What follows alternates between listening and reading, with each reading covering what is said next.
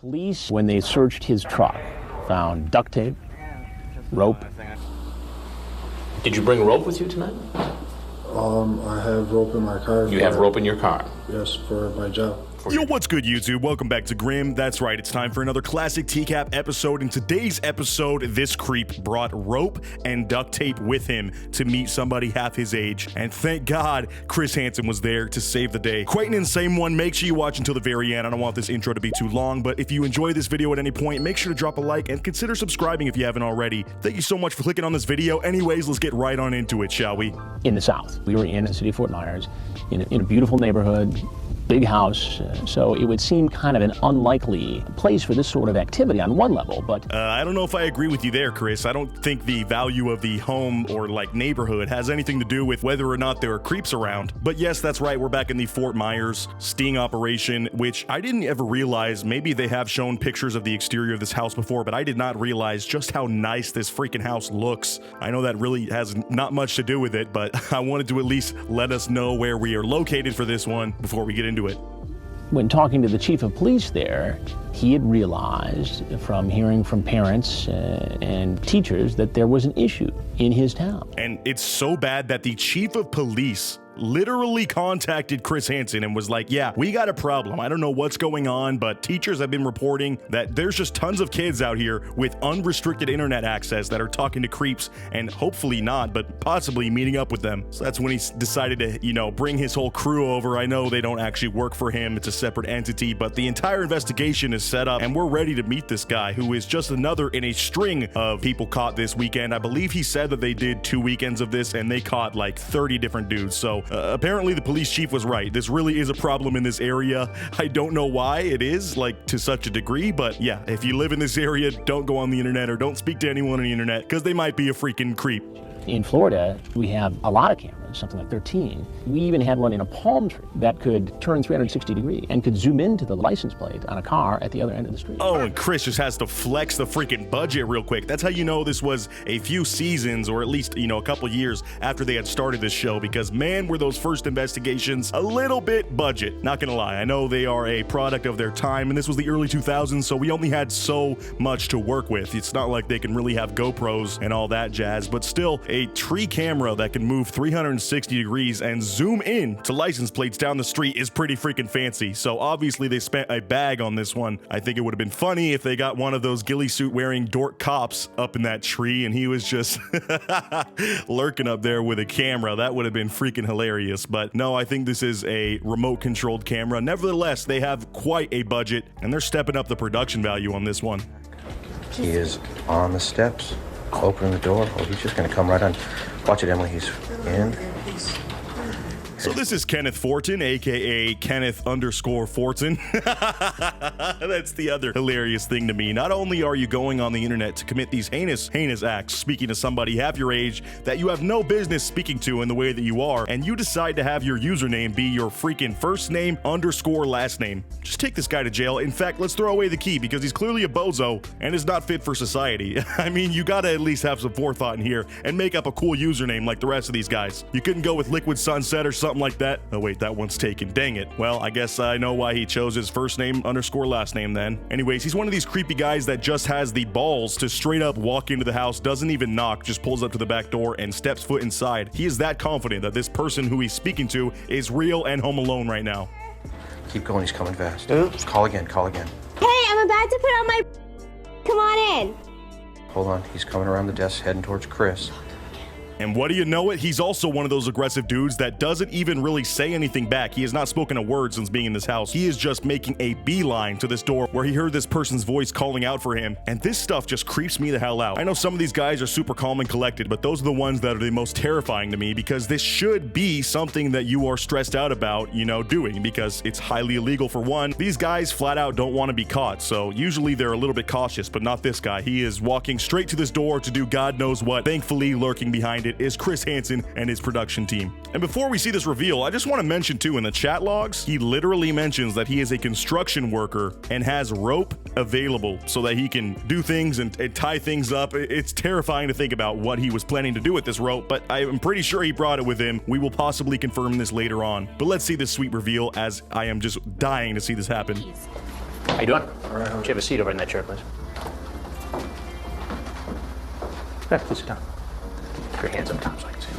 And this dude is still just calm. Has he spoken a single word at this point? I don't think so. He is just straight up nonverbal, going with the flow. He's going for the relaxed approach of, you know, a response. I don't think that works any better than freaking out, but he's, I'm sure, going to lie and say, yeah, I was meeting someone who I think was 18. I think she told me at least 20 or 30 times she was 18, because usually before I meet up with someone on the internet, I don't try to hang out with anybody that's under 18. And I'm sure it was his first time as well, right? What are you doing here? Just coming to meet somebody. Who are you coming to meet? A girl named... I'm not even sure what her name is. And look at Chris's face here, man. This guy is such a bad liar. He can't even muster up a fake name, or possibly he can't even truly remember his decoy's name, because to him, they are just somebody that he can get something from and is an absolute monster just lurking in these chat rooms. Who knows how many people he speaks to. Maybe he truly did forget the decoy's name, but I think he's just trying to lie and is too stupid with his airhead of his to even think of a name. He's like, what's a name? Towel? No, damn it, that's an item. McDonald's? No, that's a company. I don't know her name, honestly. How old is this? I'm not even sure what her name is. 15 or 16. 15. And how old are you? 30. Kenneth Thornton had driven about 2 hours. Bro drove 2 hours. I mean, I know that's not the longest we've seen. I think the last episode was about 5, but still, that again shows the commitment these guys have to do these acts and how far they're willing to go. I will give him props, though. He was honest at least about the age of the person he was talking to up front, so he gets brownie points for that. But still, I don't think he's going to be fessing up to much more than this. It's okay for a 30-year-old man to come to a home where a girl is alone. Why? I guess it's really rather not. You'd really... I'm sorry? I guess it's really rather not. A little bit of confusion there, but the guy's like, yeah, it's rather not okay, which is an understatement. It is the opposite of okay. In fact, it's freaking illegal, as a matter of fact, which I'm sure we all know is obvious. This guy knows right from wrong. He knows it's illegal, but that does not stop him. Just talk. Just talk. Well, there's a lot of talk going on here. You get very specific about some of the things you want to do to her. And as he's getting these terrible, terrible chat logs read back to him, he is just stone-faced. I really want to get into the mindset of these guys and wonder just what is happening inside their brains during this moment. It has to be just complete sensory overload. It's like me in the freaking grocery store and everybody's being a dumbass, leaving their carts in the middle of the hallway. The crappy music's blaring. There's people restocking in my way, and it's just hell. Times 1,000 probably. He just doesn't know what to do or think, so instead his brain is just in autopilot and he's staring lifelessly into Chris's eyes as he is realizing just how quickly his life is about to fall apart. If you don't talk to me, I can't understand. Sir, I'm just trying to meet people. I moved down here not too long ago. I'm just trying to meet people. Oh, okay. All right. I get it. He's a new guy. He's new to town. He doesn't have many friends. Sometimes you got to work your way up. You know what I'm saying? So I don't blame him, you know? Obviously, that's a freaking joke. That is not an excuse just to be new to an area. That doesn't mean by default you can just hop over to the next playground closest to you and make some friends. No, you are a 30-year-old construction worker, a full-grown adult. Make some adult friends. Go to the freaking bar or something, or the library, dude. I don't know really how adults make friends outside of the bar. I don't personally drink myself, so I can't offer any other options. Maybe find a hobby. That would have been better than lurking in chat rooms trying to meet people half your age like some sort of freaking freak. Did you bring rope with you tonight? I have rope in my car. You have rope in your car? Yes, for my job. For your job? Yes, I also have a bunch of tools back there. Oh yeah, because always you have rope as a construction worker. I want to know if any of you are out there. I mean, in the 700,000 of you that are subscribed to me, there's got to be some construction and related, you know, job workers out there. Do you guys keep random ass lengths of rope and duct tape in your car for your job? How often does your job actually require you to have ropes? I mean, if he was a like marine guy, that would make more sense. You got to tie up the boat to the dock and everything. But when the hell are you just using random loose rope for your job that is supplied by yourself? It's not like he's bringing his own materials, dude. What would have happened if a 50-year-old girl was here and I wasn't? Same thing that's happening now, just talking. Just talking. Just talking. Seeing as how he literally stormed the house in that door where he heard the voice coming from as if he was on the beaches of Normandy, leads me to believe that it would have been a little bit more than talking. I think this guy had obviously one thing on his mind and nothing was stopping him. Just that creepy silence that he walked in at, it still terrifies me to my core. This guy could have at least said hello, but no, he saw his target or he heard his target and he was on the move. Again, I am so thankful that Chris was here. But why should I believe that? Because I have a 6-year-old daughter that I'm trying to see. You have a 6-year-old daughter. How would you feel if a stranger came into your home? I hate it. And this guy cuts Chris off because he already knows the questioning that he's going into. But be real, dude. You have a daughter of your own. You have to put yourself in these parents' shoes of these people that you're talking to. I mean, you obviously wouldn't want that to happen to your daughter. So how dare you go out and do this? Again, this is just one of those cases where we should just lock the guy up and throw away the key. Clearly, he doesn't belong with the rest of us if he's got a daughter of his own and then he's going out doing this thing that is actively hurting other people's. He's a freaking monster, dude. I don't know what else to say. What are you doing? Read that where those marks are right there. Out loud. Can I see you naked? I'm sorry? Can I see you naked?